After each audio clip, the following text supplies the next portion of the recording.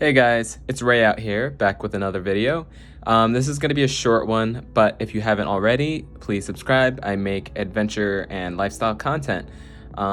This video is basically just a tour of our Airbnb in Japan. It was pretty much set up like a pod hotel, just with the addition of having, a kitchen and showers and bathrooms separate. So there were two showers here. They were pretty small, but I mean, it's just a shower. Who really cares? It was ample enough. It did leak a bit, so by the time someone was done with the shower, there would be water all over the floor in the one more fancy looking shower. Anyway, the bathrooms were pretty cool. We had those fancy bidet toilets that spray your butthole. I don't think anyone actually used those or used that feature.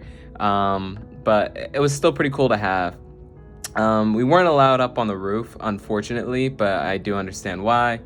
The rooms were so small. That's the one thing I will say. Like, if you watch our first video of arriving in Japan, like, you can see the natural reaction from us where we didn't expect it to be as small as it was. The pictures don't really do it justice.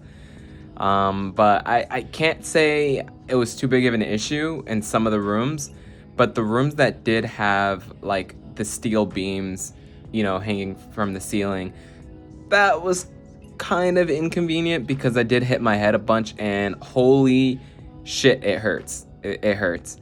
It was really cool and quaint. We had two people in two of the rooms. That was me, Corinne, and my friends Chris and Bethany.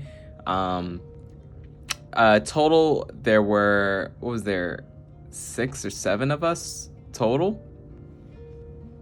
Actually no, there were 8 of us total.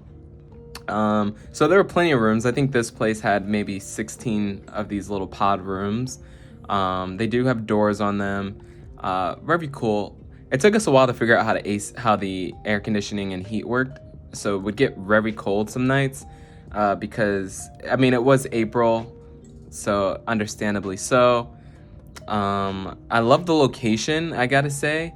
It was very close to the train, a shopping center, lots of food. I'll leave in the description the link to this Airbnb if it's still up, but I'll also leave the exact location. So enjoy.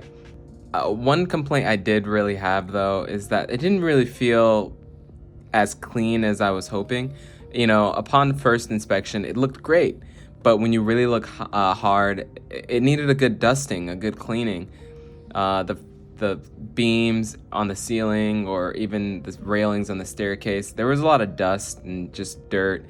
Not a deal breaker, but what was a deal breaker is not having an actual stove to use, because we did plan to cook a lot of our meals, but that didn't happen at all. We didn't cook one single thing.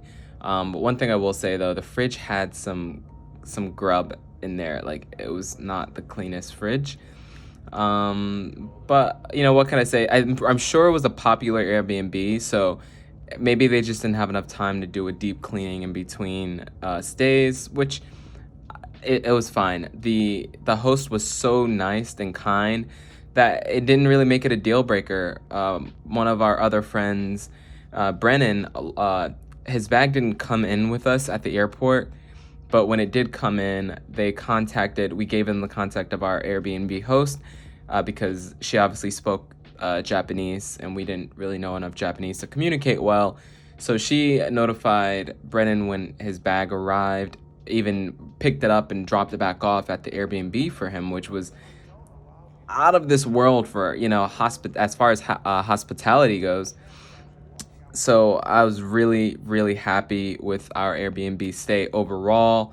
I cannot complain because, the cons were not nearly as highlighting as the pros were. So all in all, I'd recommend it.